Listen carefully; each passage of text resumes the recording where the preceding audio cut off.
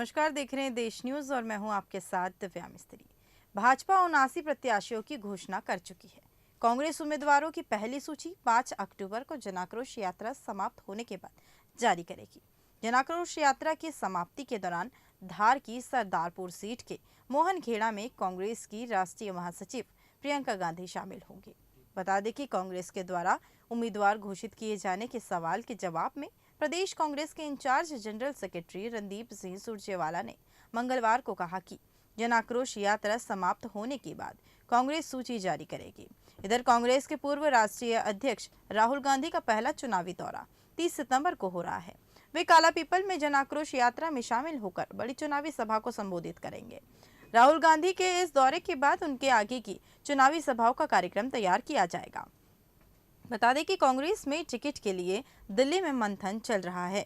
प्रदेश कांग्रेस अध्यक्ष कमलनाथ दिल्ली में केंद्रीय नेतृत्व में स्क्रीनिंग कमेटी के सदस्यों के साथ चर्चा कर रहे हैं। साथ ही नाथ 3 सितंबर को भोपाल भी आएंगे, जहां से वे राहुल गांधी की सभा में भी शामिल होंगे। बता दें कि भाजपा ने 79 सीटों के प्रत्याशियों की सूची जारी करके कांग्रेस के बड़े नेताओं के सामने मुकाबले की तस्वीर साफ कर दी है। कांग्रेस के ये बड़े नेता कमलनाथ सरकार में मंत्री रह चुके हैं और 2023 में इनके टिकट तकरीबन तय है। भाजपा की दूसरी सूची के बाद जिन सीटों पर कद्दावर नेताओं को मैदान में उतारा है, उन पर कांग्रेस नए सिरे से उम्मीदवारों के नामों पर विचार भी कर रही है। बता दें कि इन सीटों में दिमनी, इंदौर, एक जबलपुर पश्चिम और नरसिंहपुर सीट भी शामिल है। पहली सूची में 70 से 72 सिटिंग एमएलए संभव है। साथ ही भाजपा के जिन 151 सीटों पर उम्मीदवार बाकी है, उनमें से 66 में कांग्रेस पिछले 3 से 5 विधानसभा चुनाव में हारती आ रही है। इसलिए कांग्रेस की पहली सूची 100 उम्मीदवारों की घोषित किए जाने की है, जिसमें सिटिंग 70 से 72 सिटिंग एमएलए और लगातार 3 से 5 बार हार वाली सीटों पर भी उम्मीदवार हो सकते हैं। जल्द ही राहुल गांधी 30 सितंबर को भोपाल आने वाले हैं, जहां वे कार्यक्रम में शामिल होंगे। साथ ही 30 सितंबर को कमलनाथ भी उनके साथ कार्यक्रम में शामिल होने जा रहे हैं। बता दें कि ये कार्यक्रम कुछ खास माना जा रहा है, क्योंकि जनाक्रोश यात्रा की समाप्ति 5 अक्टूबर को होने वाली है और 5 अक्टूबर के बाद जल्द ही नामों की सूची कांग्रेस जारी करेगी।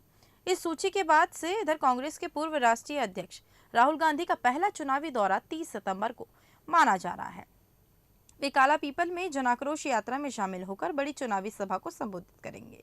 साथ ही राहुल गांधी के इस दौरे के बाद उनके आगे की चुनावी सभाओं का कार्यक्रम भी तैयार किया जा रहा है।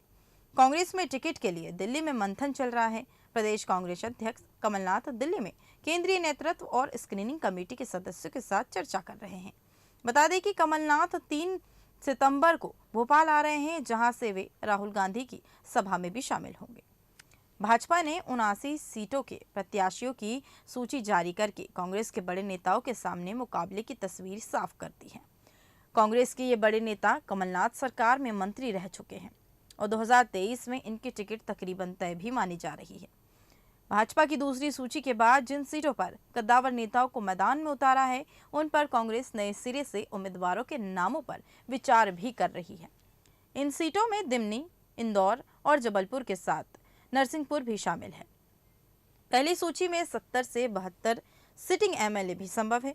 भाजपा के जिन 151 सीटों पर उम्मीदवार बाकी है, उनमें से 66 में कांग्रेस पिछले 3 से 5 विधानसभा चुनाव में हारती भी नजर आ रही है। बता दें कि कांग्रेस की पहली सूची 100 उम्मीदवारों की घोषित किए जाने की संभावना है, जिसमें सिटिंग 70 से 72 सिटिंग एमएलए और लगातार 3 से 5 बार हार चुकी वाली सीटें भी उम्मीदवारों की हो सकती है।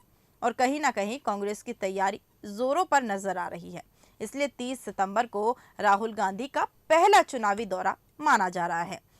बता दें कि जनाक्रोश यात्रा होने के बाद सूची जारी होगी।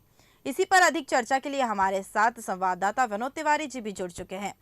विनोद जी, भाजपा की 79 प्रत्याशियों की घोषणा कर चुकी है। इसके बाद अब कांग्रेस उम्मीदवारों की सूची 5 अक्टूबर को जारी कर सकती है। क्या कुछ जानकारी है? कांग्रेस की ओर से किन बड़े नेताओं का नाम सामने आ सकता है? देखिए, कांग्रेस की तरफ से अभी कोई सूची जारी नहीं की है। भारतीय जनता पार्टी ने लगातार अपनी तीसरी सूची जिसे कहेंगे एक नाम जारी किया। मतलब कुल मिला के भारतीय जनता पार्टी ने यह सिद्ध कर दिया कि हमारे उम्मीदवार मैदान में आ गए। लेकिन कांग्रेस की तरफ से कोई सूची जारी नहीं की गई है। हाँ, ऐसे अभी कयास लगाए जा रहे थे कि ये आचार संहिता के पहले जो है सूची जारी कर दी जाएगी, लेकिन अब आने वाले समय में पता चलेगा ये सूची अपनी कब जारी करते हैं दिव्या कांग्रेस वाले।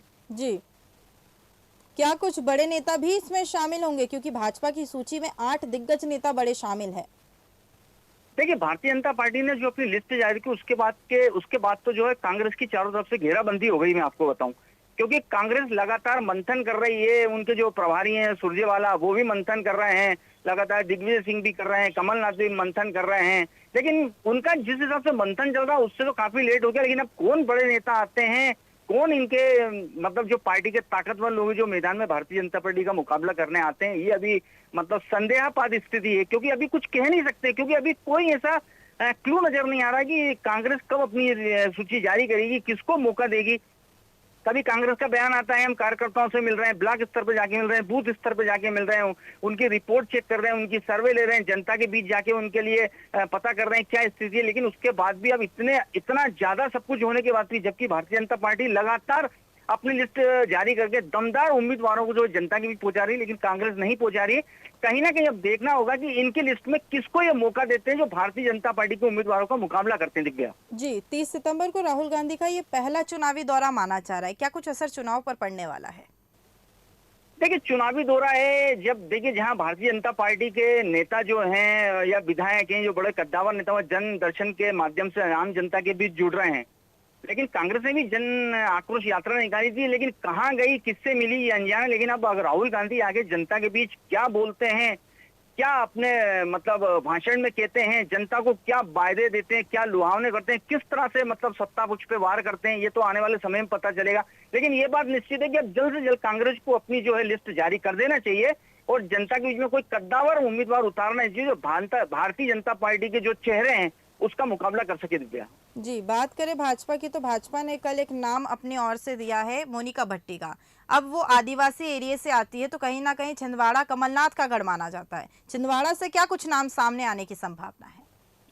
देखिए, मैं आपको बता रहा हूँ ना, अभी इतनी कशमकश कांग्रेस में चल रही है कि ये लोग नाम का डिसीजन नहीं ले पा रहे हैं। कई गुट बटे हुए हैं कांग्रेस में, जो गुट अलग अलग, अपने दिग्विजय गुट अलग है, कमलनाथ गुट अलग है, अब सुरजेवाला है उनका ग्रुप अलग हो गया है, सूरज पचौरी का ग्रुप अलग हो गया है। ये लोग सब जो मिलके किसका नाम तय करते हैं। हालांकि कमलनाथ के क्षेत्र से ये बिट्टे को दिया हुआ है भारतीय जनता पार्टी से, मोनिका भट्ट को, लेकिन इनकी तरफ से कोई ऐसे संकेत नजर नहीं आ रहे हैं कि आखिर किस तरह का सर्वे कर रहे हैं।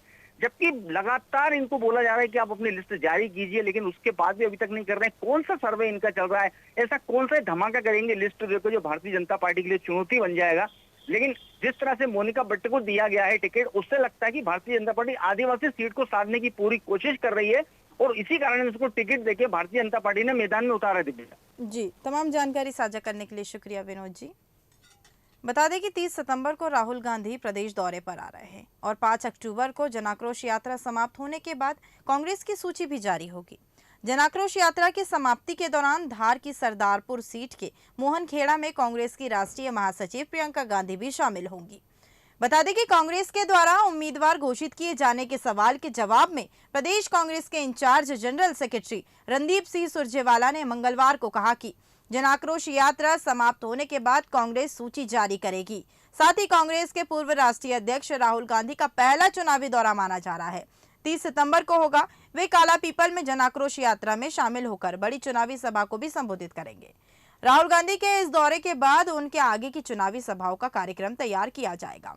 बता दें कि कांग्रेस में टिकट के लिए दिल्ली में मंथन चल रहा है। प्रदेश कांग्रेस अध्यक्ष कमलनाथ दिल्ली में केंद्रीय नेतृत्व और स्क्रीनिंग कमेटी के सदस्यों के साथ चर्चा कर रहे हैं। साथ ही नाथ 30 सितंबर को भोपाल आ रहे हैं, जहां वे राहुल गांधी की सभा में भी शामिल होंगे। इसी तरह की और अधिक जानकारी के लिए बने रहिए देश न्यूज के साथ। नमस्कार।